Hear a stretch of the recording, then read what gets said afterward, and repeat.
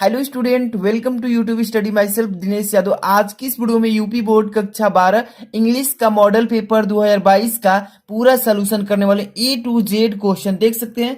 Model question paper 2022 English का है, कक्षा 12 का।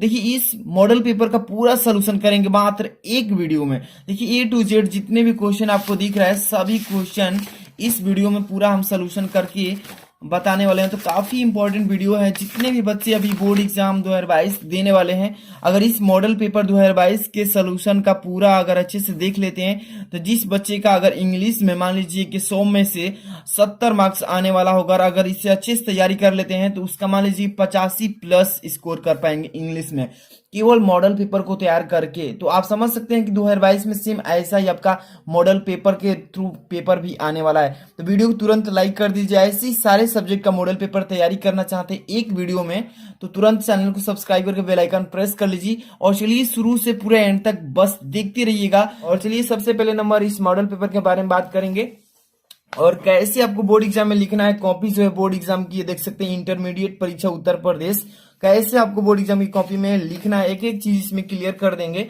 और सबसे पहले नंबर यहाँ पे मॉडल पेपर की बात कर लेते हैं, फिर इसका आंसर कैसे लिखना है ये चीजें आपको समझ जा देंगे। ठीक है, मॉडल क्वेश्चन पेपर 2021-22 यानी कि 22 में सीधे ये बच्चों के लिए यूपी बोर्ड जारी किया है। इंग्लिश का है, आप देख सकते हैं, और क्लास 12 है। ठीक है, और यहाँ पे सबसे पहले नंबर टाइमिंग देख लेते हैं। तो टाइम है जो 3 घंटे 15 मिनट। समझ में तो आपको आ ही हो रहा होगा।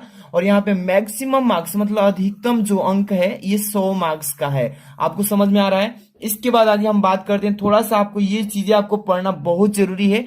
जनरल इंस्ट्रक्शंस यानी कि जो सामान्य निर्देश है इसको बहुत पढ़ना जरूरी है। First number, second number, third number तीनों पढ़ेंगे। First number, the first 15 minutes are allotted to the candidates for reading the question paper. कह रहा है कि प्रथम के 15 मिनट जो दिया गया है इसको प्रश्न पत्र पढ़ना विद्यार्थियों के लिए अनिवार्य कर दिया है। और इसके बाद देखिए ऑल क्वेश्चंस आर कंपल्सरी यानी कि सभी प्रश्न अनिवार्य है, करना ही करना है। इसके बाद third number, marks are indicated against each question, मतलब कह रहा है इसमें कि जितने भी प्रश्न आपके सामने दिए गए हैं उसके सामने उसका नंबर अंकित है, आप देख सकते हैं। चलिए प्रूफली इसको दिखाते हैं। मान लीजिए फर्स्ट नंबर क्वेश्चन है, कितने नंबर का है? 3 नंबर का। यही चीज यहाँ पे कह रहा है। अब चलिए क्वेश्चन जो है section A, section B, section C, section D यानी कि 4 सेक्शन में आपका इंग्लिश का पेपर आएगा।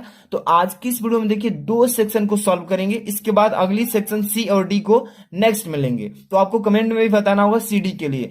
चलिए सबसे पहले सेक्शन ए की बात करें तो ए जो होगा रीडिंग से आएगा। किससे? तो रीडिंग से आपको पढ़ना है इसमें और पढ़ के इसी में से इसका आंसर आपको देना होगा। चलिए क्वेश्चन नंबर फर्स्ट देखिए, read the following passage carefully and answer the questions that follow.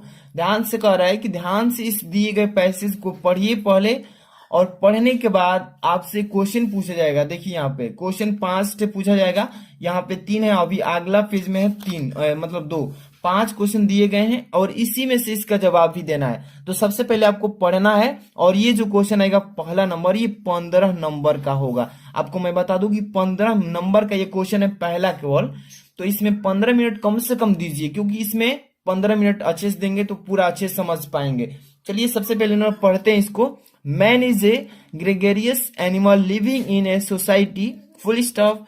His neighbors are the people who are immediately around him, full stop, because of their close proximity and the देखिए pressure of society, they play a circular role in our lives.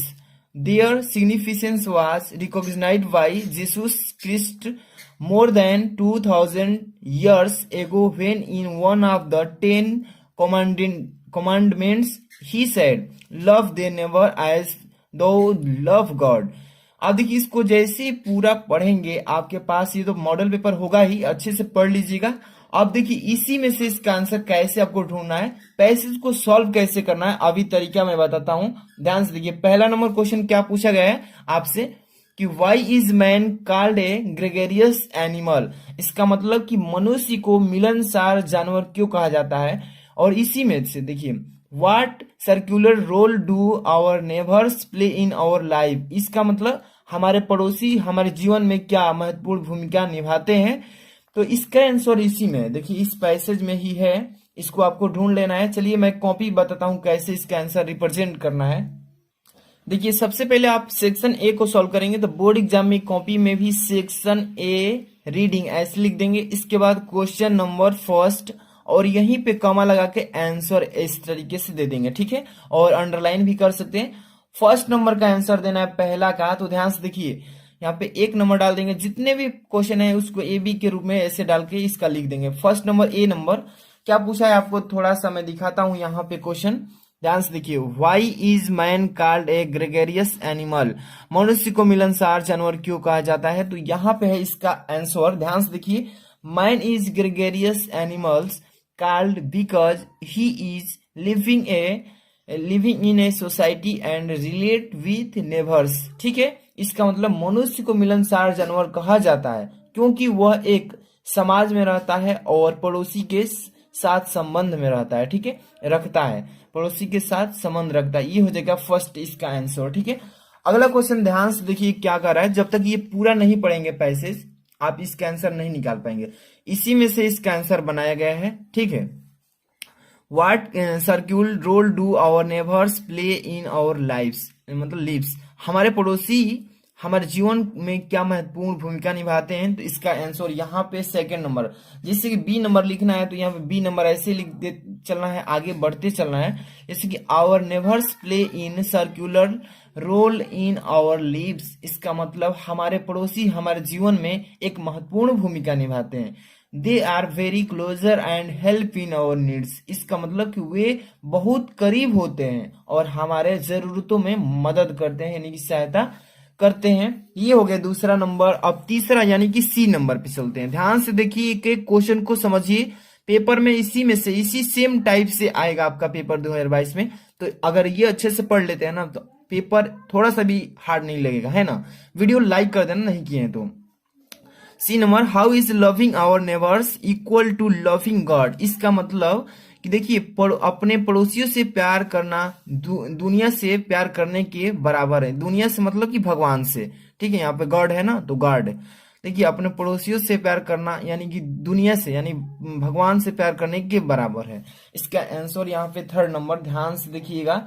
C number डाल लेना है इस type से और लिखना है कि loving our neighbours is equal to loving God because we should not only have peace and happiness but would also come closer to God. इसका मतलब क्या कह रहा है कि अपने पड़ोसियों से मतलब अपने पड़ोसी से प्यार करना भगवान से प्यार करने के बराबर है, क्योंकि हम न केवल शांति और खुशी मतलब मिलनी चाहिए हमें, बल्कि भगवान के करीब भी आना चाहिए। तो इसका ये हो जाएगा आंसर।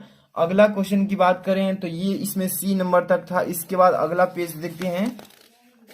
तो यहाँ पे अभी क्वेश्चन अभी आपको मिलेंगे, समझिए कैसा पूछ रहा है। Why is it good to have friendly relations with our neighbours, इसका मतलब क्या कह रहा है कि हमारे पड़ोसियों के साथ मैत्रीपूर्ण संबंध रखना क्यों अच्छा है।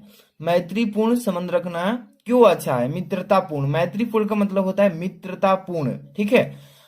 अब इसका आंसर यहाँ पे सी हो गया। डी नंबर ध्यान से देखिएगा, इट इज गुड पहले नंबर, उसी में से पैसेज में से आंसर लिखना है। It is good to have friendly relations with our neighbours because they help in our needs, इसका मतलब कि हमारे पड़ोसियों के साथ मैत्रीपूर्ण मतलब मित्रता पूर्वक संबंध रखना अच्छा है क्योंकि वे हमारी जरूरतों में सहायता करते हैं, ठीक है। ये हो जाएगा इसका आंसर। तो अभी यहां तक कर ली। अब ई नंबर लास्ट क्वेश्चन, यानी कि ये देखिए 3-3 नंबर के सभी क्वेश्चंस हैं। एक एक क्वेश्चन को ध्यान से देखिए। ई नंबर में 3 क्वेश्चन किया है जो कि देख सकते हैं एक एक नंबर का तीनों होगा इसमें। Which word in the passage mean closeness, closeness का मतलब होता है करीबी शब्द का यहाँ पे सिनोनिम बता सकते हैं। तो इसका आंसर देखिए क्लोजनेस है ना फर्स्ट नंबर का। देखिए प्रोक्सीमिटी, प्रोक्सीमिटी का मतलब होता है निकटता, ये हो जाएगा सिनोनिम, ठीक है। यहाँ पे विच इसका आगे वाला देखिए, which word in the passage is opposite of often, opposite का मतलब होता है विलोम शब्द यानी कि उल्टा। ऑफ्टेन मतलब होता है प्रायः, यानी अब इसका हो जाएगा रियर, देखिए रेयरली मतलब पीछे। ओके, अगला question third number, what does the phrase eight hand mean in the passage. इस पैसेज में एट हैंड फ्रेज का मतलब क्या हुआ, तो हो जाएगा अवेलेबल, उपलब्ध।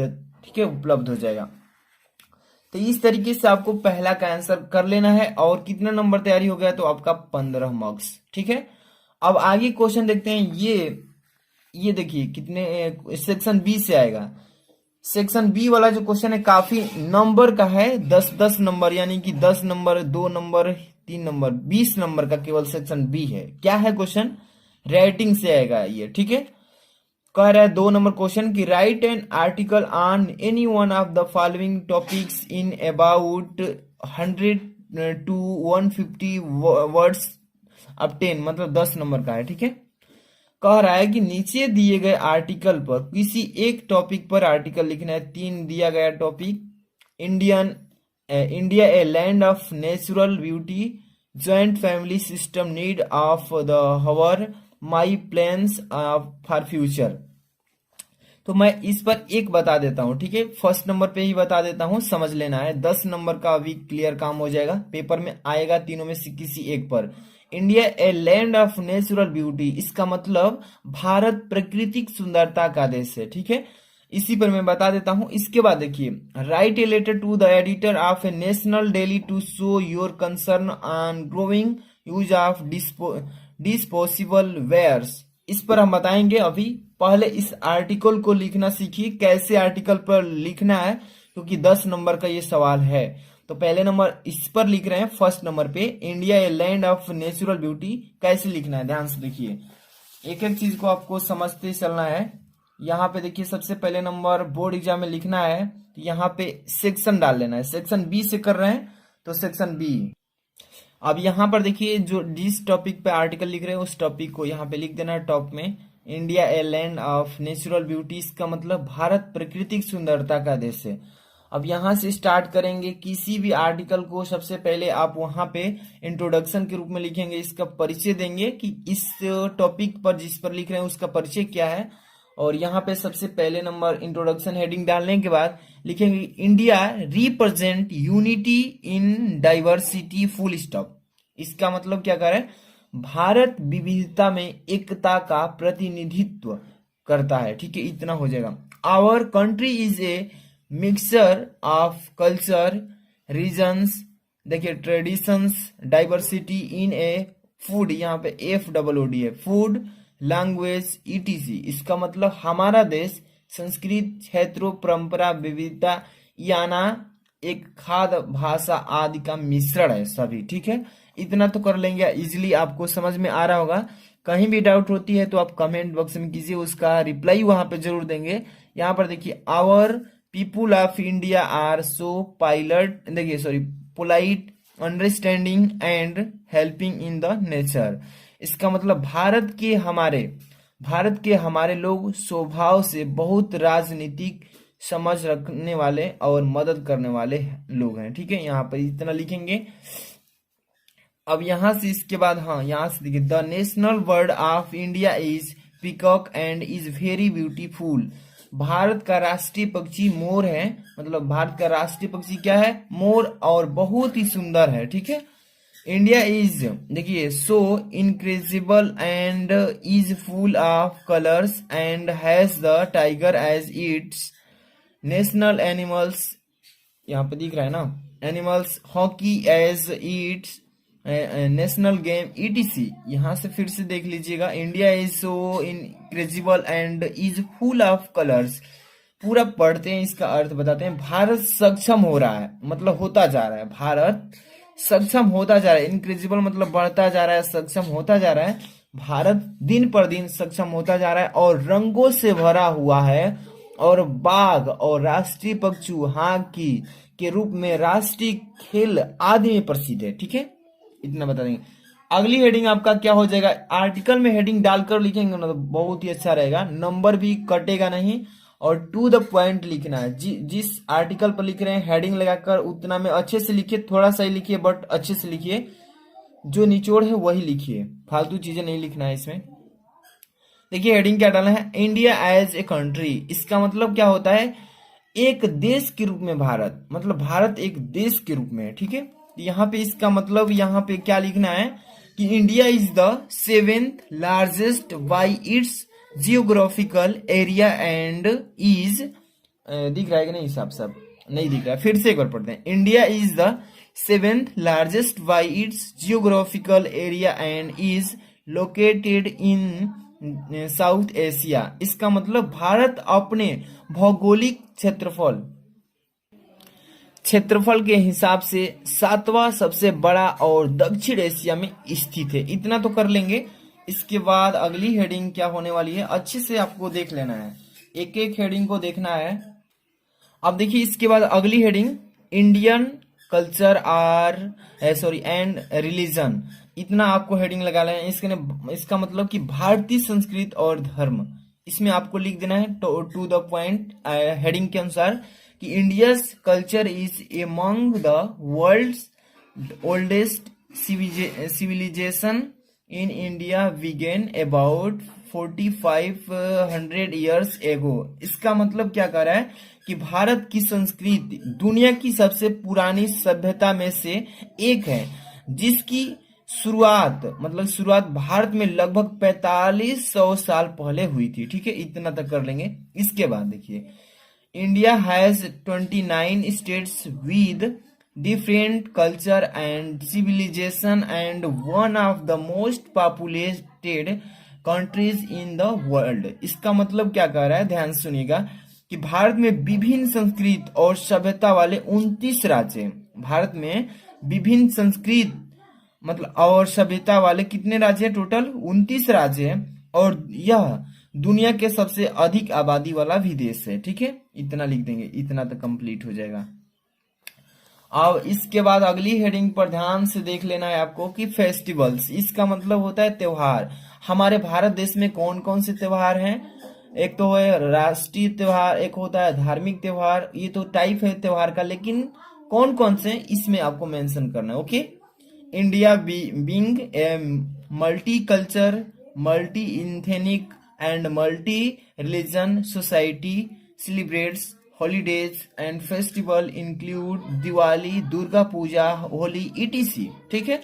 आपको इसका मतलब क्या कह रहा है, ध्यान से आपको समझना है कि भारत एक बहुत सांस्कृतिक, बहुजातीय, बहुधर्म समाज होने के कारण मतलब छुट्टियां मनाता है, और त्योहारों की दिवाली, दुर्गा पूजा, होली आदि सम्मिलित है इसमें, है ना। इतना लिख देना है। अगला हेडिंग पर ध्यान दीजिएगा। देखिए लाइट कट गई है, अंधेरा है, मोबाइल जो है ना डिस्चार्ज है, इसलिए थोड़ा सा धुंधला भी देखेगा, तो सह लीजिएगा। और वीडियो को लाइक नहीं किया तो कर दीजिएगा, और थोड़ा सा और वेट कीजिए, आपको बहुत कुछ बताने वाले हैं। कंक्लूजन मतलब होता है निष्कर्ष। जिस टॉपिक पे आर्टिकल लिख रहे हैं उसका टोटल निष्कर्ष क्या निकलता है, यही चीजें इसमें लिखना होता है, ठीक है। कि we are proud of our culture distinctiveness, यहाँ तो फुल स्टॉप। इसका मतलब देखिए कह रहा है निष्कर्ष में कि हमारे कहेंगे कि हमें अपनी सांस्कृतिक विशिष्टता पर गर्व है, हमें अपने सांस्कृतिक विशिष्टता पर गर्व है। We are proud to be the inhabitants of India, हमें भारत के निवासी होने पर गर्व है, हमें भारत के निवासी होने पर भी गर्व है। It is our duty to maintain its unique future. इसका मतलब कह रहा है कि इसकी अनूठी विशेषता की बनाए रखना हमारा कर्तव्य बनता है। We have to think beyond the petty interest and work for the broader goal of bringing prosperity and progress in society. इसका मतलब कि हमें देखिए पीटी हित से परे सोचना होगा और समाज में समृद्धि और प्रगति लाने की सीमा लक्ष्य के लिए काम करना होगा, तब जाके ये कंक्लूजन कंप्लीट होगा। तो इतना ही आपको लिखना था, जिसमें आपको 10 नंबर जोड़ दिया जाएगा, ठीक है। अब हम पेपर उठाते हैं और आगे की बात करते हैं समझाने के लिए। तो ये रहा था आपका दूसरा कंप्लीट। ये 3rd नंबर ध्यान से देखिए, write a letter to the editor of national daily to show your concern on growing use of disposable wares. इस पर लिख सकते हैं, अगर नहीं याद है आपको तो इस पर भी लिख सकते हैं। Write a letter to the principal of your school the complain against the shortage of latest sports magazine in the library. इस पर मैं वीडियो ऑलरेडी बना चुका हूं। तीसरा पर क्यों इसमें टाइम वेस्ट करें, तो मैं आपको कहेंगे तो दिखा भी सकता हूं, क्योंकि वीडियो इसका ऑलरेडी बना दिया हूं भाई। तो आपको दिखा देता हूं, देख लीजिए, यही है इसका मैं वीडियो बना चुका हूं। क्वेश्चन नंबर 3 का देखिए, the superintendent of police Prayagraj. इसका वीडियो अभी मैं आपको लिंक में डाल देता हूं, जाकर के इसको अच्छे से पहले तैयार कीजिएगा। आई बटन ऊपर क्लिक करके भी देख सकते हैं, और वीडियो को लाइक कर देना। चैनल पर नए तुरंत सब्सक्राइब कर लीजिए, और आपसे छोटा सा रिक्वेस्ट है, मेरा न्यू चैनल है उसको जाकर डिस्क्रिप्शन में लिंक दिया हूं, सब्सक्राइब कर लीजिए। ओके, यहाँ पर ध्यान दीजिएगा, सेक्शन सी ग्रामर से यहाँ पे ध्यान से देखिए, 4 नंबर जो क्वेश्चन दिख रहा है यहाँ पे कह क्या रहा है, ठीक है। Choose the correct option to answer the following questions. ये क्वेश्चन जो है आपका 4 नंबर वाला, ये 10 नंबर का क्वेश्चन है। समझ लीजिए कितना इंपॉर्टेंट है। कह रहा है कि सही जो प्रश्न दिया है इसके अकॉर्डिंग सही ऑप्शन को सेलेक्ट कीजिए और अपने उत्तर पुस्तिका में लिखिए। तो देखिए यहाँ पे आपको उत्तर पुस्तिका में भी लिख कर बताएंगे। इसी तरीके से आपको बोर्ड एग्जाम में करना है। हम यहाँ पे आपको अच्छे अच्छे चीजें सिखाएंगे जो कि बोर्ड एग्जाम में डायरेक्ट आपको फायदा होगा, एक भी नंबर नहीं कटेगा। तो ध्यान से इस चैनल को सब्सक्राइब कर लीजिए और देखिए ध्यान से। तो ध्यान से देखिए, पहला क्वेश्चन क्या लिखा है, 4 का ए नंबर, कि the absence of government in a country is called. और यहाँ पे 4 ऑप्शन दिया गया है, कह क्या रहा है इसको पहले हिंदी में समझिएगा। The absence of government in a country is called, यानी कि किसी देश में सरकार की अनुपस्थिति को कहा जाता है। क्या कहा जाता है, ठीक है, जहां पे मतलब अच्छा से कार्य ना हो पाए वहां पे अनुपस्थिति है। मतलब कि किसी देश में सरकार की अनुपस्थिति को क्या कहा जाता है। देखिए, मोनास्टरी यहाँ पे लिखा है, अनार्ची, और यहाँ पे पैट्रियरी, और यहाँ पे मैट्रेची। तो इसमें से कौन सा ऑप्शन सही है आपको बताना है। अगर याद किए तो बहुत ही अच्छा है। तो देखिए, इसका राइट आंसर है ना ये वाला, यानी कि अनारसी हो जाएगा। इसका मतलब क्या होता है, अव्यवस्था होता है। अव्यवस्था मतलब कि वहां की व्यवस्था जो है बहुत ही गड़बड़ है। तो कैसे इसको सोल्यूशन करना है, सबसे पहले सेक्शन सी ग्रामर, यहाँ पे आइए, कॉपी पे आपको अच्छे से समझाएंगे, एक एक चीज को यहाँ पे आपको क्लियर करेंगे।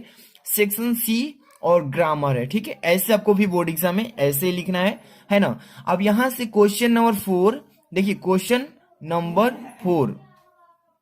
अब यहाँ पर देखिए, यहाँ पे 4 ए नंबर कर रहे हैं, ए लिख लेंगे ऐसे, और आंसर ऐसे लिख देंगे शॉर्ट में। ऐसे ही आपको बोर्ड एग्जाम में लिखना है।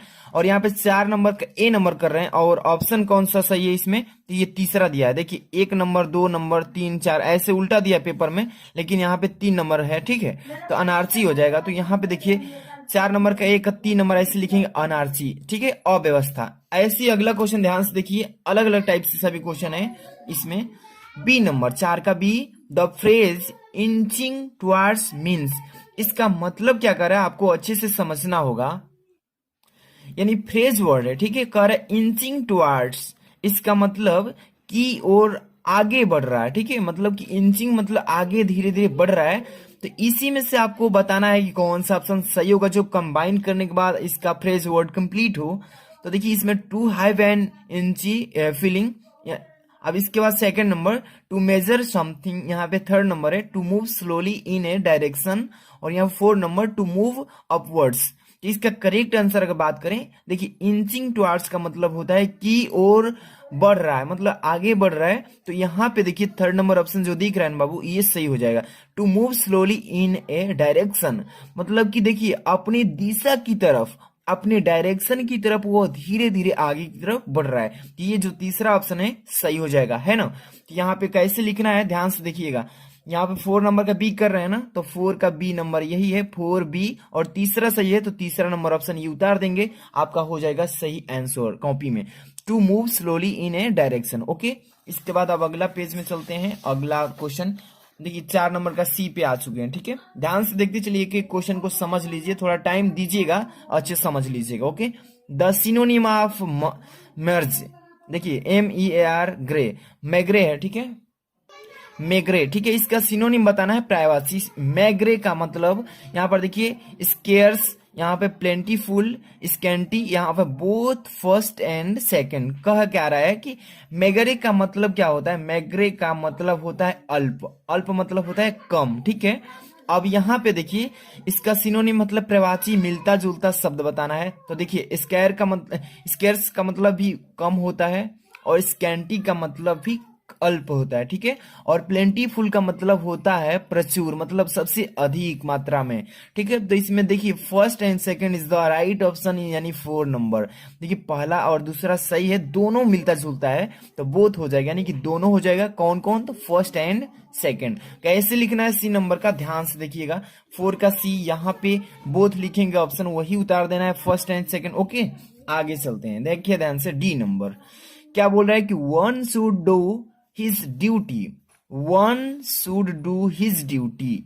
अब यहीं पर देखिए ध्यान से, यहाँ पे कह क्या रहा है कि which word in this sentence in is an error. कह रहा है कि इस सेंटेंस में जो सेंटेंस दिया गया है इसमें कौन सा वर्ड है जो कि गलती है, यहाँ पे पूरा नहीं हो पा रहा है। तो one should do his duty, व्यक्ति को अपने कर्तव्य को पालन करना चाहिए, ठीक है।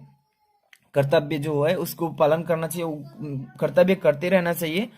तो विच वर्ड मतलब कौन सा गलती है, तो वन शुड डू हिज यहाँ पे नहीं रहेगा, ठीक है। ऑप्शन कौन सा सही हो जाएगा, शुड डू हिज ड्यूटी, ठीक है। तो इसका करेक्ट जो ऑप्शन होगा, यानी कि हिज यही ना है, तो हिज तीसरे यहाँ पे दूसरे नंबर पे, तो ये हो जाएगा सही ऑप्शन, ठीक है। ये गलती है तो यहाँ पे इसको छाट देंगे, ठीक है, यही गलती है। तो इसको यहाँ पे लिख लीजिएगा, यानी डी नंबर का 4 का डी, 4 का डी तीसरा ऑप्शन सही है। तो सॉरी, यहाँ पे देखिए ऑप्शन थोड़ा गलती दिया है, फर्स्ट सेकंड थर्ड फोर, और यहाँ पे देखिए फर्स्ट सेकंड थर्ड फोर ऐसे ही दिया, लेकिन ये ऑप्शन सही है, दूसरा नंबर हिज। तो यहाँ पे हिज लिखे है ना, लेकिन यहाँ पे तीसरा डाल दिए तो ये दूसरा रहेगा, ठीक है। अगर कहीं भी डाउट हो तो आप पूछ सकते हैं, ठीक है। इसके बाद अगला question E number 10, antonym of barren. देखिए इसका मतलब बैरन का यहाँ पे एंटोनिम मतलब कि होता है विलोम शब्द, उल्टा इसके बैरन का, इसका मतलब होता है बंजर। बैरन का मतलब होता है बंजर, जहां पे बंजर हो, ठीक है, जहां पे बंजर हो उसको इसका एंटोनिम बताना है।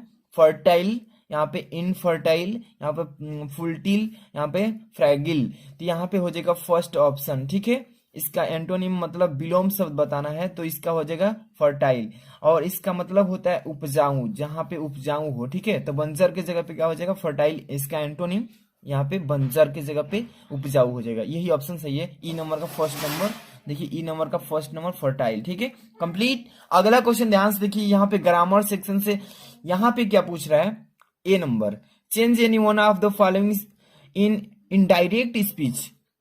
यहाँ पे 2 क्वेश्चन दिया है, इसमें से किसी एक को करना है। Correct, change any one, any मतलब कोई एक कीजिए, नीचे दिए गए इनडायरेक्ट स्पीच को। यहाँ पे देखिए 2 दिया है, इसमें से किसी एक ही को करना है, एक एक मैं बताते चलूंगा, और ये 2-2 नंबर का होने वाला है। कह रहा है कि I said don't waste your time. इसका मतलब क्या कह रहा है कि I said don't waste your time. तो ध्यान से देखिएगा, आपको ये मतलब कि नरेशन है, ये डायरेक्ट में है बट इसको करना है इनडायरेक्ट में चेंज करना है। तो आपको मालूम है कि ये जो आई सैड है ये रिपोर्टिंग वर्ब है, यहाँ पे साइड, यहाँ पे चेंज कैसे करना है, यहाँ पे डोंट वेस्ट योर टाइम, ये हो जाएगा इंपरेटिव सेंटेंस के रूप में है। ये रिपोर्टिंग स्पीच है, यहाँ से डबल इन्वर्टेड कामा में जो रहता है इसको बोलते हैं रिपोर्टिंग स्पीच। और ये जो है इसके साइड में इधर कमा के पहले ये रिपोर्टिंग वर्ब का काम करता है। इसको कैसे करना है ध्यान से देखिएगा, ये आदेश दे रहा है कि आई साइड में कहा डोंट वेस्ट योर टाइम, अपना समय बर्बाद मत करो। तो इसको इनडायरेक्ट में कैसे चेंज करना है बाबू, ध्यान से देखिएगा। सबसे पहले नंबर आई और साइड को यहाँ पे एडवाइस के रूप में चेंज कर दें, एडवाइस्ड। आई साइड, साइड तो हट जाएगा, आई एडवाइस्ड हिम। ये आपके सेंटेंस के अकॉर्डिंग चेंज होते रहते हैं, तो आपको मालूम होना चाहिए। नरेशन जितने भी बच्चे अच्छे से पढ़े होंगे फटाक से इसको देखकर ही बता देंगे। I advise him not to waste his time, ठीक है। तो इसको कैसे करना है, 5 का ए नंबर बता रहे हैं, 5 का ए नंबर का पहला बताएंगे, फिर बी नंबर बताएंगे, ठीक है। ध्यान से देखिएगा, एक एक सोल्यूशन बताएंगे। क्वेश्चन नंबर यहाँ 5 का लिख लेंगे, यहाँ पे 5 कर रहे हैं ना, 5 का ए नंबर, तो ए नंबर 5 का ए। आप यहाँ पर देखिए इसका चेंज कर रहे हैं इनडायरेक्ट में, I said don't waste your time. इसको इनडायरेक्ट में चेंज करेंगे तो I advise him not to waste his time, इतना हो जाएगा कंप्लीट। और ऐसे ही आपको दूसरा भी कर लेना है, ठीक है।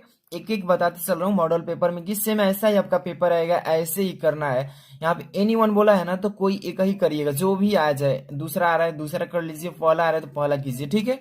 अब यहाँ पे बी नंबर क्या बोल रहा है, कंबाइन, कह रहा है कि जोड़िए एनीवन, किसी एक को, of the following as directed. इसको देखिए दो सेंटेंस के रूप में दिया है, कम्प्लेक्स सेंटेंस बनाना है, इसको मिश्रित कर देना है। यहाँ पर देखिए सबसे पहले नंबर कि I can give you a dress, I can give you a dress, my mother gifted it to me. कह रहा है कि I can give you a dress, मैं आपको एक ड्रेस दे सकता हूं, my mother gifted it to me, जो मेरी माँ ने मुझे गिफ्ट के रूप में दिया था, ठीक है। तो इसको एक ही वर्ड में इसको कम्प्लेक्स कर देना है, कम्प्लेक्स करना है मतलब कि मिला करके और इसको बनाना है, किसी एक को ही करना है। तो मैं अपना ड्रेस दे सकता हूं जो मेरी माँ ने मुझे गिफ्ट के रूप में दिया है। तो इसको कैसे कंबाइन करेंगे, देखिए I can give you dress, my mother gifted to it to me. तो देखिए इसको कैसे यहाँ पे लिखेंगे, ध्यान से देखिए 5 का बी नंबर है ना, तो ध्यान से देखिए आई कैन गिव यू, मैं आपको दे सकता हूं, एड्रेस, पोशाक, विच माई मदर गिफ्टेड मी, जो मेरी माँ ने मुझे गिफ्ट के रूप में दिया है। इसी तरीके से आपको कंबाइन करना होता है। अब यहाँ पे सी नंबर देखिए ध्यान से, change any one of the following directed, अगर ये भी आप कर सकते हैं, जो भी आपको एक एक बताते चल रहा हूं, है ना। Change any one of the following as directed. अब यहाँ पे देखिए दो दिया, इसमें से किसी एक को करना होता है। आई कैन डू इट, मैं इससे कर सकता हूं, इसको किस में चेंज करना है, पैसिव में। एक्टिव वॉइस में है बट इसको पैसिव वॉइस में चेंज करना है। यहाँ पे दूसरा कह रहा है कि this is the most effective remedy for this disease, comparative degree में इसको चेंज करना है, ठीक है। तो एक एक को बताते चल रहा हूं। चलिए वॉइस से लिया गया है और ये पैसिव वॉइस में चेंज करना है, आई कैन डू इट। तो ध्यान से देखिए यहाँ पे क्वेश्चन नंबर कितना कर रहे हैं बच्चों, तो ध्यान से देखते चलिए, एक एक चीज को आपको अच्छे से समझ लेना है ना। 5 का सी नंबर पहला, it can be done by him, ठीक है। It can be done by him, ये हो जाएगा आपका क्या, तो ये पैसिव में चेंज हो जाएगा।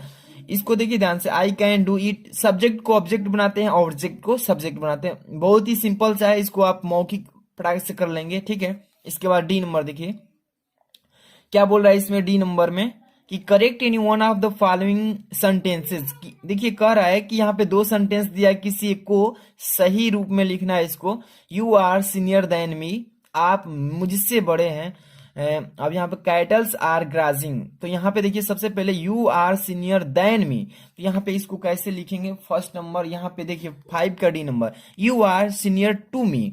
यहाँ पर जो देन है ना, यहाँ पे इसको इनकरेक्ट है, देन ये हट जाएगा और यहाँ पे टू इंक्लूड हो जाएगा, तो you are senior to me हो जाएगा, ठीक है। तो ये करेक्ट अब हो गया, ठीक है। तो ऐसे ही आपको लिखना है। यहाँ पे देखिए कैटल्स आर ग्राजिंग, तो इसमें देखिए ये तो आपको प्लूरल के रूप में आर यूज पहले से वर्ब के रूप में है, बट यहाँ पे कैटल्स में ये नहीं रहेगा एस, ठीक है। दोनों प्लूरल तो रहेंगे नहीं, नहीं तो यहाँ पर देखिए कैटल्स नहीं होगा, यहाँ पे कैटल आर ग्राजिंग हो जाएगा, यहाँ पे एस जो है ये बाहर हो जाएगा आउट ऑफ वर्ड्स, ठीक है। तो यहाँ पे क्या लिखेंगे, कैटल आर ग्राजिंग। इसी तरीके से आपको बोर्ड एग्जाम में करना होता है, ठीक है, ऐसे ही करिएगा। अगला क्वेश्चन 5 का ई नंबर, ध्यान से देखिए कह क्या रहा है इसमें कि use any one of the following pairs of words in your own sentences to make the difference in their meaning clear. यहाँ पे दो क्वेश्चन दिए गए हैं, किसी एक को करना है। फर्स्ट नंबर क्या कर रहा है कि रिफ्यूज रिफ्यूग, इसमें देखिए दो पेयर दिए हैं, दोनों में से किसी एक को करना है। यहाँ पे देखिए पहला कर लीजिए या दूसरा कर लीजिए, तो यहाँ पे ऑन सेंटेंस के रूप में इसको वाक्य के रूप में बनाना है। तो देखिए इसका मतलब कि देखिए कोई एक को ही करना है, जैसे कि मैं तो फर्स्ट सब में पहला पहला ही बताते चल रहा हूं। मान लीजिए कि इसमें दूसरा ही बता देता हूं, तो कैसे करेंगे, कॉपी में कैसे लिखेंगे, दूसरा ही करना होगा। तो ध्यान समझिएगा, सेल, सेल का मतलब होता है बेचना, SELL, सेल का मतलब क्या होता है, बेचना। उसका मीनिंग क्या होता है, SELL, सेल का मतलब बेचना। और ये जो है SCELL, सेल का मतलब होता है कोशिका। आप पढ़े होंगे कोशिका, दोनों का हिंदी लिख दिया हूं। और इस पर ऑन सेंटेंस बनाना है, मतलब अपने वाक्य के रूप में इसको चेंज कर देंगे। तो सेल और इस सेल में दोनों पर वाक्य बना देंगे। चलिए देखते हैं, ध्यान से देखिए 5 का ई नंबर का सेकंड नंबर देखिए, सेल जो लिखे है ना, इसका मतलब होता है बेचना। तो ही सेल्स टॉयज, वह खिलौने बेच। और यहाँ पे सेल इसका मतलब होता है कोशिका, this is cell of Ram, या राम की कोशिका। तो इसी तरीके से आपको बोर्ड एग्जाम में भी करना होता है, ठीक है। तो कंप्लीट हो गया आपका ग्रामर सेक्शन से ये 5 नंबर तक। अब आगे चलते हैं, पेपर उलाटते रहे हैं। और ये कौन सा क्वेश्चन आ गया जी, ध्यान से देखिएगा, और ये 5 नंबर का है, ठीक है। और इसमें क्या बोल रहा है कि translate the following passage into ने इन इंग्लिश, हिंदी में दिया रहेगा और इंग्लिश में चेंज करना होता है। कितना भी बड़ा क्यों ना हो पैसेज, आप इजिली बना लेंगे, बस आपको थोड़ा सा तरीका मालूम होगा तो ट्रांसलेशन को। ध्यान से देखिए, पहले पढ़ेंगे कौन सा ट्रांसलेशन दे रखा है इसमें कि उन दिनों स्वामी विवेकानंद अमेरिका में एक महिला के यहाँ ठहरे हुए थे, जहां वह अपना भोजन खुद बनाते थे। एक दिन वह भोजन करते जा रहे थे, मतलब भोजन करने जा रहे थे, करते नहीं करने जा रहे थे, कि कुछ भूखे बच्चे पास आकर खड़े हो गए। स्वामी विवेकानंद ने अपनी सारी रोटियां उन बच्चों में बांट दी। यह देख महिला ने उनसे पूछा, आपने सारी रोटियां बच्चों को दे दी, अब देखिए अब आप क्या खाएंगे। अब देखिए उन्होंने मुस्कुराकर कहा, जवाब दिया, रोटी तो केवल भूख शांत करने वाली चीज है, यह मेरे पेट में नहीं तो उनके पेट में सही देने का आनंद पाने के आनंद से बढ़कर है, ठीक है। तो इसी को आपको ट्रांसलेट करना है इनटू इंग्लिश, हिंदी में है ना, इंग्लिश में चेंज कीजिए। तो देखिए ट्रांसलेशन करिए कितना भी बड़ा, तो आपको देखिए सबसे पहले number subject, object, other word, verb जो है इस पर ध्यान दीजिएगा। सबसे पहले उन दिनों स्वामी विवेकानंद अमेरिका में एक महिला में के यहाँ ठहरे हुए थे, तो यहाँ पे इसका ट्रांसलेशन मैं ऑलरेडी प्रोवाइड कर दिया हूँ और समझा दूंगा, बस आप ध्यान से देख लीजिएगा, ओके। यहाँ पे बोर्ड एग्जाम में क्वेश्चन नंबर 6 में आएगा, तो क्वेश्चन नंबर 6 ऐसे आंसर डाल लेंगे और यहाँ पे हेडिंग डाल देंगे टॉप में, यानी ऊपर में क्या डालेंगे, ट्रांसलेट इनटू इंग्लिश, यानी कि हम इसको इंग्लिश में ट्रांसलेट कर रहे हैं, हिंदी में है तो, ठीक है। 5 नंबर की तैयारी कर रहे हैं, तो ध्यान से देखिएगा, यहाँ पे एक एक चीज को समझाते हुए चलेंगे, ठीक है। ध्यान से देखिएगा, उन दिनों, इन दोज डे, ठीक है, इन दोज डेज, ठीक है, Swami Vivekananda was staying with a woman in America where he used to cook his own food. ध्यान से देखते चलिए, पहले नंबर कि उन दिनों स्वामी विवेकानंद, ये जो आपका है सब्जेक्ट के रूप में कार्य कर रहा है, तो यहाँ पे सबसे पहले सब्जेक्ट लिखेंगे, इसके बाद सब्जेक्ट के बाद वर्ब भरेंगे, इसके बाद वर्ब भरेंगे, इसके बाद अदर वर्ड जो है उसको लिख देंगे। तो बड़ा देखने से डरिए मत, आप समझते चलिए। तो यहां तक हो गया, खुद बनाते थे, ठीक है, यहां तक फूड तक। यहाँ पर एक दिन वह भोजन करने जा रहे थे, one day he was going to have a meal when some hungry children. एक दिन वह भोजन करने जा रहे थे कि कुछ भूखे बच्चे पास आकर खड़े हो गए, वही है hungry children came and stood near by, यहां तक हो गया, ठीक है, इतना आपको क्लियर हो गया। अब यहां पर देखिए, स्वामी विवेकानंद ने अपनी सारी रोटियां उन बच्चों में बांट दी, यहाँ पे देखिए, ठीक है। स्वामी विवेकानंद डिस्ट्रीब्यूटेड, यानी डिस्ट्रीब्यूटेड का मतलब होता है बांट दिया, ठीक है। स्वामी विवेकानंद डिस्ट्रीब्यूटेड यानी बांट दिया all his rotis to those children, उन सभी बच्चों में। स्वामी विवेकानंद ने उन सभी बच्चों में अपनी सारी रोटियां बांट दी। अब यहाँ पे देखिए, अब यहाँ पे यह देख महिला ने उनसे पूछा, यह देख, सीइंग दिस, यह देख होता है, सीइंग मतलब देखते हुए, दिस इसको, यह देखते हुए, द वुमेन आस्क्ड हिम, महिला ने उनसे पूछा, you have going sorry give all the rotis. अब यहाँ पे इसका मतलब वही कह रहा है कि उन्होंने, यह देख महिला ने उनसे पूछा, आपने सारी रोटियां बच्चों को दे दी, ठीक है, आपने सारी रोटियां बच्चों को दे दी, ठीक है, यहाँ पर चल रहा था, हाँ दे दी, टू द चिल्ड्रन, यहाँ तक हो गया कंप्लीट।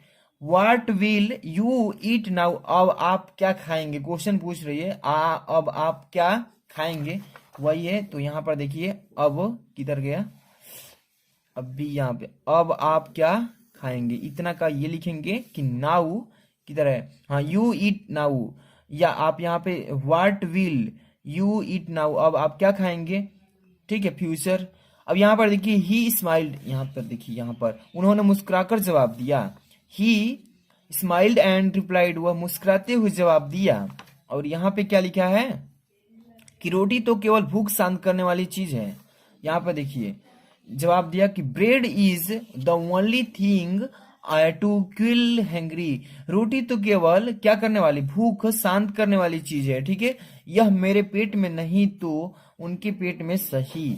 यहाँ पे कह क्या रहा है कि it is more than the joy of getting the pleasure of giving right in his stomachs if not in my stomachs. ये पूरा कंप्लीट हो गया कि देने का आनंद पाने के आनंद से ही बढ़कर है। तो यही आपको ट्रांसलेशन ऐसे ही करना होता है। तो आपको ट्रांसलेशन में ध्यान छोटा सा देना होता है। आपको subject, object, other word, verb ये चीजें समझ पा रहे हैं तो आप इजिली बना पाएंगे। और 5-10 आपको ट्रांसलेशन भी हम बताएंगे कि आप इजिली उसी को तैयार कर लेंगे तो बोर्ड एग्जाम में उसी में से आएगा। और यहाँ पे सबसे पहले नंबर सेक्शन डी जो लिटरेचर बुक से, तो आप देख सकते हैं क्वेश्चन नंबर 7 से स्टार्ट होगा और टोटल 12 क्वेश्चन है। ध्यान से देखिएगा। 7 नंबर क्वेश्चन में क्या कह रहा है कि answer the following questions in about 40 words is. कह रहा है कि नीचे दिए गए प्रश्नों का आपको आंसर देना है जिसका आपको शब्द जो होगा, शब्द का सीमा वो 40 शब्द में ही देना है उत्तर। तो इसको बोलते हैं शॉर्ट आंसर टाइप क्वेश्चन, यानी कि छोटा सा क्वेश्चन और छोटा सा उसका आंसर भी देना होता है। क्वेश्चन एक और एक के बाद देखिए इसमें 2 क्वेश्चन दिया है, आर के रूप में भी दिया है, पहले पढ़ते हैं फिर। Who are the inhabitants of Seemapuri, और यहाँ पे क्वेश्चन मार्क है। और इसके बाद what do they do for their survival. एक ही क्वेश्चन में 2 क्वेश्चन पूछा है। अगर ये क्वेश्चन आपको याद नहीं है तो आर में भी दिया है कि हु वाज राजकुमार शुक्ला, और यहाँ पे what did he do to bring Gandhi ji to Champaran. तो देखिए इसमें से किसी एक को ही करना है, ए नंबर कीजिए या आर वाला कीजिए। तो देखिए फर्स्ट नंबर को बताता हूं, who are the inhabitants of Seemapuri और what do they do for the survival, यानी कि who are the inhabitants Seemapuri, Seemapuri के निवासी कौन है। What they do for their survival, वे अपने अस्तित्व के लिए क्या करते हैं, ठीक है। तो इसका आंसर आपको रिप्रेजेंट करना है बोर्ड एग्जाम में। तो इसका मैं देखिए कॉपी पे भी लिख कर बताऊंगा, इसी टाइप से आपको बोर्ड एग्जाम में लिखना है ताकि एक भी नंबर न कटे और अच्छे से तैयार करके आप अच्छा स्कोर कर पाए।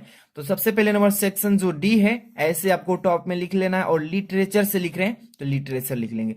सबसे पहले नंबर क्वेश्चन नंबर और यहाँ पे 7 लिखेंगे, इसका आंसर लिखेंगे, ठीक है। और यहाँ पे अंडरलाइन अगर ब्लैक, देखिए बोर्ड एग्जाम में केवल ब्लू एंड ब्लैक पेन का यूज करना है, अदरवाइज कोई भी पेन नहीं चलेगी, ठीक है। अब यहाँ पर देखिए 7 नंबर के ए कर रहे हैं, तो यहाँ पर देखिए इसका मतलब अभी मैं बताया कि who are the inhabitants of Seemapuri, what do they do for this survival, यानी कि सीमापुरी के निवासी कौन है और वे अपने अस्तित्व के लिए क्या करते हैं। तो यहाँ पे इसका आंसर लिखना है 7 का ए। देखिए rag pickers are the inhabitant of Seemapuri, they collected garbage for their survival because they belong to a poor family। इतना लिख देंगे, आपका राइट आंसर कंप्लीट हो जाएगा। इसका हिंदी में मतलब समझ लीजिए। देखिए rag pickers are inhabitants for, पूरा अगर अच्छे से पढ़ते हैं तो इसका मतलब होगा कि रिग पिकर्स सीमापुरी के निवासी अंत हैं। अब देखिए उन्होंने अपने अस्तित्व के लिए कचरा एकत्र किया क्योंकि वे गरीब परिवार से थे। इतना हो जाए पुअर फैमिली, इतना कंप्लीट हो गया। इसके बाद अगला नेक्स्ट क्वेश्चन इसमें देखिएगा। अब यहाँ पे बी नंबर, कोई एक एक में बताते चल रहा हूँ, ज्यादा टाइम लग जाएगा, वीडियो लॉन्ग हो जाएगी, इसलिए एक एक क्वेश्चन को समझाते चल रहा हूँ कि इसी तरीके से बोर्ड एग्जाम में भी आपको करना है। Why did M R. Hamel blame, देखिए blame parents and himself for not paying proper attention to the study of French. इतना इस क्वेश्चन का जवाब दे सकते हैं। अगर ये भी देना चाहते हैं तो आर वाला भी कर सकते हैं। तो फर्स्ट नंबर का मैं बता देता हूं कि व्हाई डिड एम.आर.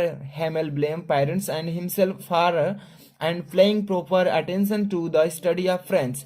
इसका मतलब कि मिस्टर हैमेल ने फ्रेंच के अध्ययन पर उचित अध्ययन न देने के लिए माता पिता और खुद को दोषी क्यों ठहराया, यही बताना है इसमें। इसका आंसर देखिए कैसे लिखना है, ध्यान से देखिए। चलिए क्वेश्चन नंबर 7 का बी नंबर कर रहे हैं, ठीक है। तो इसका आंसर ऐसे ध्यान से लिखिएगा, आपको बोर्ड एग्जाम में 7 का बी ऐसे डाल लीजिएगा। और एम हैमेल देखिए blamed their parents are they were no anxious enough to have them learn, यहाँ पे फुल स्टॉप लगा देंगे, फिर इसका हिंदी में अर्थ भी बताएंगे हम। अब देखिए दे प्रिफेयर्ड अब to put them to work on a farm or at the mills.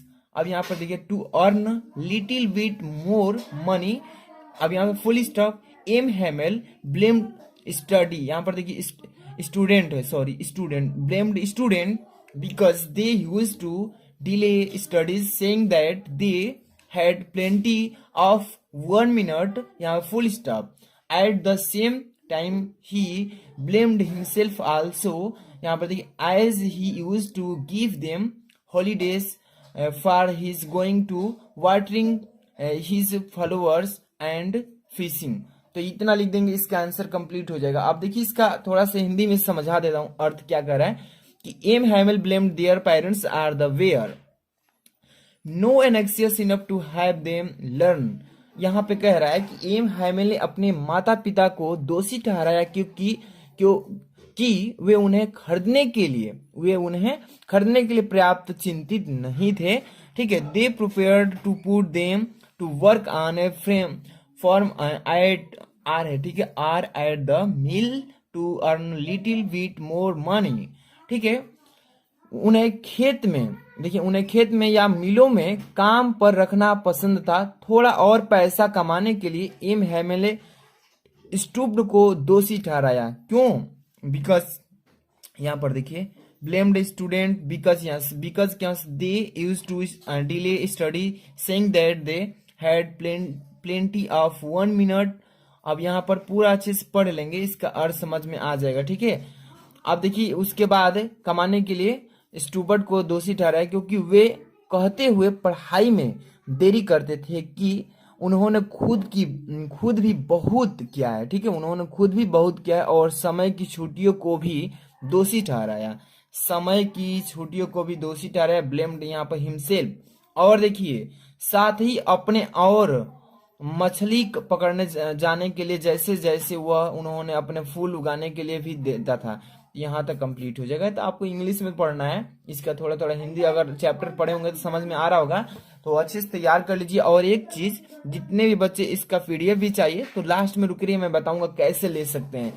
अब चलते हैं अगला क्वेश्चन की तरफ, ध्यान से देखिएगा। 8 नंबर क्या बोल रहा है इसमें, 8 number question, answer any one of the following in about 80 words. कह रहा है कि किसी एक प्रश्न का उत्तर दीजिए, वो भी 80 शब्दों में लिखना होगा, ज्यादा नहीं लिखना, 80 शब्द के अंदर ही लिखना है।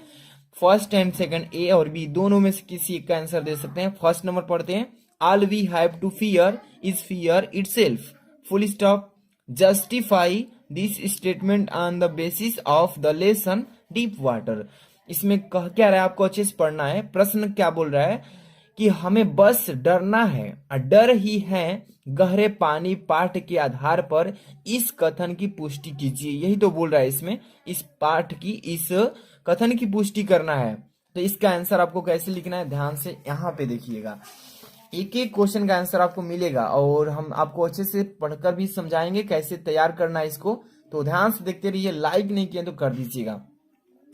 क्वेश्चन नंबर 8 का ए नंबर का आंसर देना है, तो देखेंगे Seemapuri is a statement of more than 10,000 rag pickers. अब यहाँ पे फुल स्टॉप है। It is a place on the periphery of Delhi, those who live here are, देखिए, squatters who came from Bangladesh in 1971।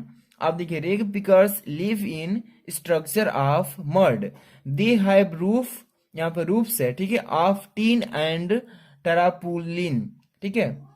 अब यहाँ पर देखिएगा, there is no sewage draining or running water, अब full stop, they live here without an identity and without permits। अब यहाँ देखिए food is more important for them than their identity। अब यहाँ पर देखिए children grow up to become parents in survival, ठीक है। an army of barefoot children appear in the morning with their plastic bag on the students, ठीक है, sorry, shoulders। Garbage has a different meaning for children. अब इसका पूरा का अर्थ समझिए, ध्यान से देखिएगा। Seemapuri is a statement of more than 10,000 रेग पिकर्स। इसका मतलब कि सीमापुरी 10,000 से अधिक रेग पिकर्स की बस्ती है, ठीक है।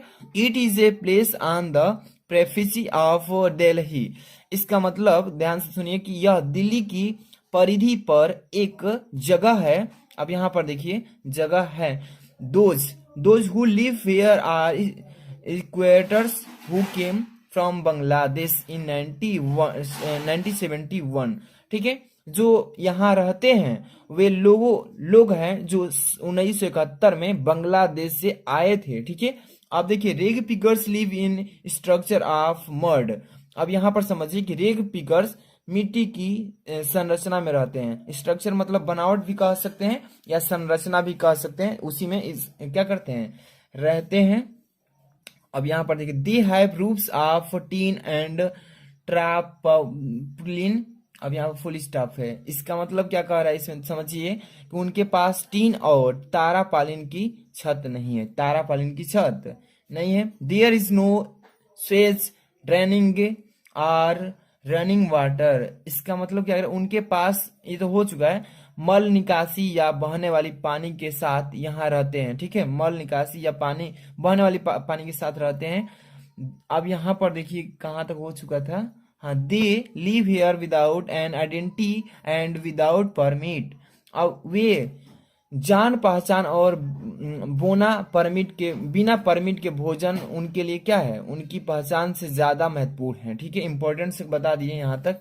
ठीक है, अब यहाँ पर देखिए children grow up to become parents in survival. इसका मतलब कि बच्चे बड़े होकर एक सेना बन जाते हैं। ठीक है, एक सेना बन जाते हैं। An army of bare foot children appear in the morning with their plastic bag on their shoulders. ठीक है, और कह रहा है इसमें कि बड़े होकर सेना तो बन जाता है, अपनी सुबह के साथ कूड़ा करकट के जीवित रहने में नंगे पांव साथी सभी होते हैं, वैसे ही। अब यहाँ पर देखिए मॉर्निंग तक हो गया। Garbage has a different meaning for children, यानी कि बच्चों के लिए कचरे का मतलब अलग होता है। ठीक है, इतना अच्छे से तैयार कर लेना। इसके बाद अगला क्वेश्चन ध्यान से सुनिएगा। 8 नंबर का तो कंप्लीट हो गया। बी नंबर छोड़ देना है, किसी एक को करने के लिए बोला है। एनीवन का मतलब किसी एक को करिए। ध्यान से देखिए 9 नंबर क्या बोल रहा है इसमें कि read the following extract carefully and answer the question that follow. कह रहा है कि नीचे दिए गए एक्सट्रैक्ट को ध्यान से पढ़िए और इसी में से आपको क्वेश्चन पूछा जाएगा, जवाब दीजिएगा। कह रहा है एक्सट्रैक्ट पढ़ते हैं। And the old familiar ache is my childhood fear but all I said was see you soon Amma. यहाँ पर all I did was smile and smile and smile smile dot dot dot करके दिया है। और इसी में से आपको क्वेश्चन भी पूछा है। First number, what is the fear that has always pained the poetess. इसका मतलब क्या पूछ रहा है आपको मालूम होना चाहिए। यानी कह रहा है कि वह कौन सा डर है जिसने हमेशा कवित्रियों को पीड़ा दी है, तो ये बताना है। पोएटिस का मतलब होता है कवित्री, पोएट का मतलब होता है कवि। ठीक है, तो इसका आंसर यहाँ पे आपको बताना है। चलिए देखिए 9 नंबर क्वेश्चन हम यहाँ पे आपको लिख दिए हैं और इसका पीडीएफ भी देंगे, तो आपको लास्ट में बने रहिए, बता देंगे बीच में। क्वेश्चन नंबर 9 का ए नंबर कर रहे हैं। तो the poet feels the pain that her mother was as old as she looked and feels that old familiar as is her childhood's fear of losing her mother। इसका मतलब क्या कह रहा है आपको अच्छे से पहले समझना होगा। The poet feels the pain, इसका मतलब कह रहा है कि कवि इस दर्द को महसूस करता है। That her mother was as old as she looked, इसका मतलब कि कह रहा है कि कवि इस दर्द को महसूस करता है जो उसकी माँ जितनी बूढ़ी थी और उस पुराने परिचित दर्द को महसूस करती है, उसे खोने के बचपन का डर है।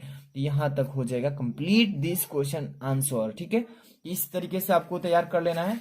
अगला क्वेश्चन की तरफ चलते हैं। ये तो 9 नंबर का ए नंबर था, अब यहीं पे पेज उलाटेंगे 9 नंबर का बी नंबर भी यहाँ पे आपको अपीयर हो जाएगा। देखिए तीनों करना है, इसमें तो एक भी छोड़ने के लिए नहीं बोला है, तीनों करेंगे।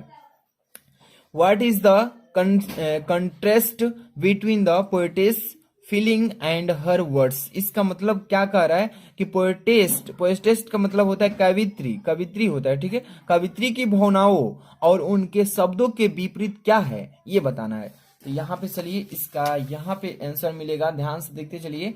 फर्स्ट नंबर बात करें 9 का बी है और कह रहा है कि the poet feels the pain that her will not live long.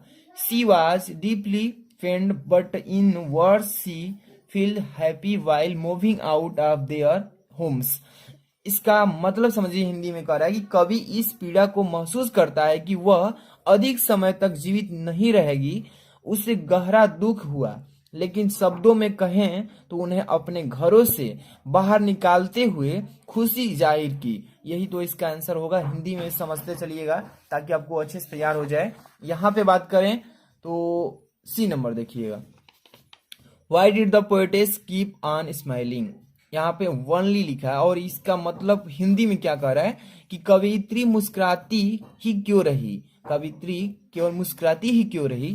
तो इसका यहाँ पे आंसर मिल जाएगा 9 का सी नंबर। ध्यान से देखिए, the poetess kept on smiling only because she thought that when she returned from, यहाँ पर देखिए, turned from a board, she would meet her mother, ठीक है, इन द सेम कंडीशन। इसका मतलब क्या कर रहा है कि देखिए, बेचारा सिर्फ इसलिए मुस्कुराता रहा क्योंकि उसने सोचा था कि जब वह इसकी हालत में अपनी माँ से मिलकर लौटेगी तो ऐसा ही करेगा, क्योंकि वो जान रहा था पहले से ऑलरेडी।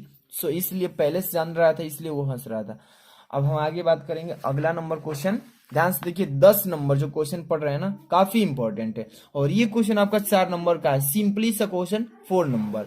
क्या बोला है कि right the central idea of any one of the following poems. नीचे दिए गए पोएम्स में से किसी एक पर आपको सेंट्रल आइडिया लिख देना है, ठीक है।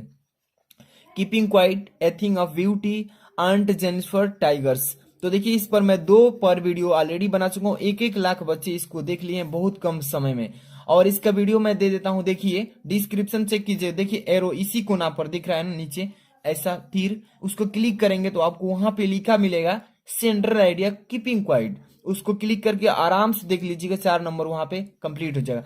या आप ए थिंग ऑफ ब्यूटी, उस दोनों को दे देंगे, वहां पे आप देख लीजिएगा। और हो सकता है तो आई बटन पर भी, यहाँ पर भी क्लिक करके देख सकते हैं, ठीक है। इसको बताने से कोई फायदा नहीं है क्योंकि 2-2 बार बता भी चुके हैं। आगे बात करते हैं 11 नंबर क्वेश्चन।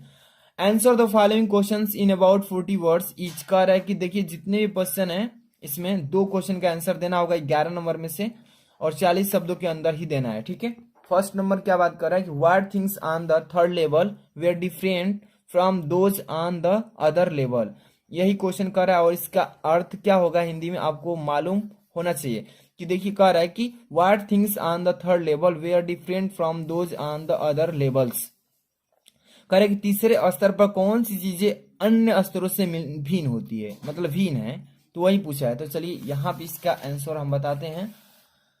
यहाँ पे क्वेश्चन नंबर डाल लेंगे पहले, क्वेश्चन नंबर 11 का ए, ठीक है, ए नंबर कर रहे हैं। तो यहाँ पे ध्यान से देखिएगा, थोड़ा ब्लर करके दिख रहा है।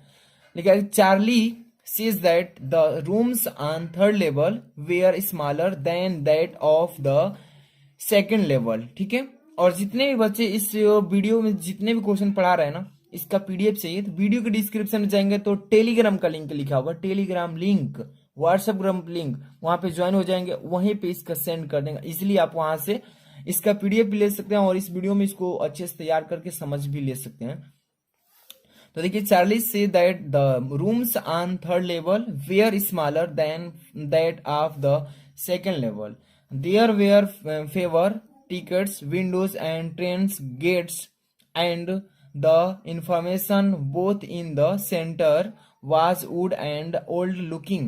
There were open flame gas lights and brass spitons on the floor. इतना अच्छे से लिख देंगे और इसका अर्थ भी समझ सकते हैं। कह रहा है इसमें कि चार्ल्सी सेज, मतलब कि चार्ल्सी का कहना है कि, दैट मतलब होता है कि चार्ल्सी का कहना है कि the rooms on third level was smaller, यानी कि तीसरे स्तर के कमरे दूसरे स्तर के कमरे से छोटे हैं, है ना।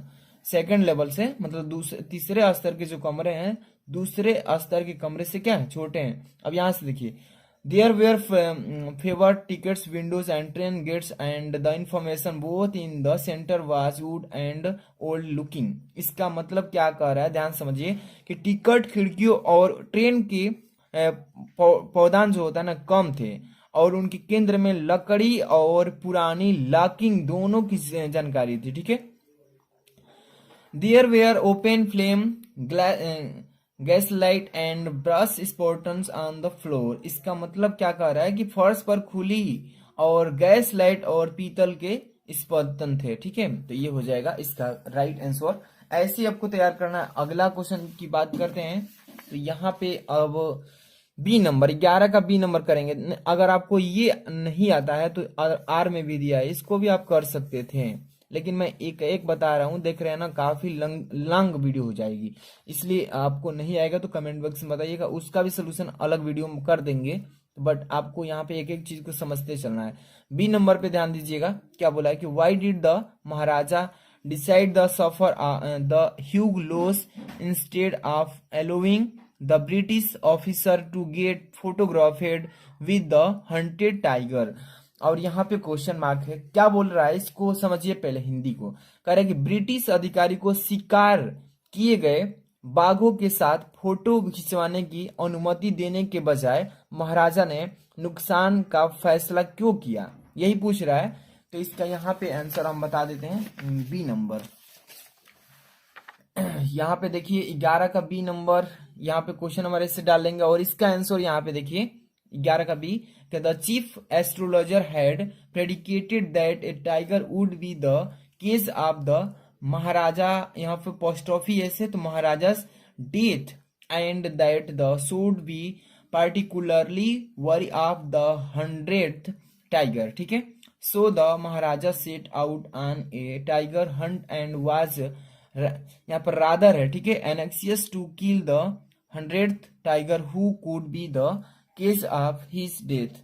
इसका अर्थ समझेंगे तो इजिली आप याद भी कर सकते हैं। ठीक है, तो देखिए ध्यान से, the chief astrologer had predicated that tiger would be the case of the Maharaja's death and that the should be, मतलब पूरा लंबा है, इसका यहां तक समझा रहे हैं पहले। ठीक है, मुख्य ज्योतिषी ने भविष्यवाणी की थी कि महाराजा की मृत्यु का कारण एक बाघ होगा। आप छोटे क्लास में भी इसको पढ़े होंगे। एक जो ज्योतिषी था वो बताया था कि महाराजा का जो मृत्यु होगा वो एक बाघों के हाथ से होगा। ठीक है, और उन्हें विशेष रूप से 100 बाघों से सावधान रहना चाहिए। ठीक है, मतलब 100 बाघों से सावधान रहना चाहिए, इसलिए महाराजा एक बाघ के शिकार पर निकल पड़े थे और वे बाघों को मारने के लिए उत्सुक थे जो उनकी मृत्यु का कारण हो सकते थे। तो ये आप छोटे से क्लास में भी इस चैप्टर को पढ़े होंगे और यही वो चैप्टर से क्वेश्चन उठाया गया है। आप समझ सकते हैं कितना इंपॉर्टेंट है, पूछेगा, इसलिए इसी तरीके से आपको लिखना है। आगे बात करते हैं, क्वेश्चन नंबर 12 पे चलते हैं। और ये क्वेश्चन नंबर जो 12 देख रहे हैं 7 मार्क्स का है। कितना इंपॉर्टेंट है, 3 क्वेश्चन दिया है, 1 2 3 नहीं सॉरी 2 दिया है इसमें, ए बी, और इसमें से किसी एक को करना है। Answer any one of the following questions in about 80 words. 80 शब्दों में लिखना है, किसी एक का ही आंसर आपको देना है। What brings Derry closer to M R Lamb. देखिए लैम्प, लैम्प लैम्प का मतलब होता है दीपक, लैम्प का मतलब होता है एम आर लैम्प। क्या कह रहा है कि what brings Derry closer to M R Lamb, इसका मतलब क्या डोरी को मिस्टर लैम्प के करीब लाता है। तो यहाँ पे इसका आंसर पहले समझ लीजिएगा, फिर आगे की बात करेंगे, है ना। क्वेश्चन नंबर 20A, ठीक है। Mister lamb spoke words of encouragement, hope and zest for life which no one had ever spoken to him. अब देखिए, he makes the boy aware of his physical, अब यहाँ पे फुल स्टॉप है, physical strength and explain the importance of emotional, ठीक है, emotional, फिर full stop, will bring this, sorry यहाँ फुल स्टॉप नहीं है, यहाँ full stop, this realisation draws him closer to the old man. इतना लिख देंगे, क्लियर हो जाएगा इसका आंसर। क्या कह रहा है कि श्री यहाँ पे लैम्ब है ना, लैम्ब श्री लैम्ब ने अतिक्रमण की आशा और जीवन के उत्साह के ऐसे शब्द कहे कि जो किसी के ने उसे कभी न कहे थे, और वह लड़के को उसकी शारीरिक जानकारी देता है कि शक्ति और भावनात्मक कल्याण के महत्व की व्याख्या करें और यह एहसास उससे बूढ़ा आदमी के करीब लाता है। इतने में आपका इसका करेक्ट आंसर कंप्लीट होगा। और इस मॉडल पेपर का पूरा कंप्लीट वीडियो आप देख लीजिएगा। बता दिएंगे डिस्क्रिप्शन में जाएंगे तो पहले नंबर आपको इंग्लिश का मॉडल पेपर का फर्स्ट वीडियो मिलेगा, सेकंड वीडियो मिलेगा, और ये तो आप देख ही रहे हैं थर्ड हो जाएगा। कंप्लीट 3 वीडियो में इसका मॉडल पेपर का समाप्त हो चुका है। लाइक कर दीजिए, लाइक नहीं किए हैं तो शेयर भी कर दीजिए अन्य बच्चों में। और डिस्क्रिप्शन में जाएंगे तो वहाँ पे बहुत सारे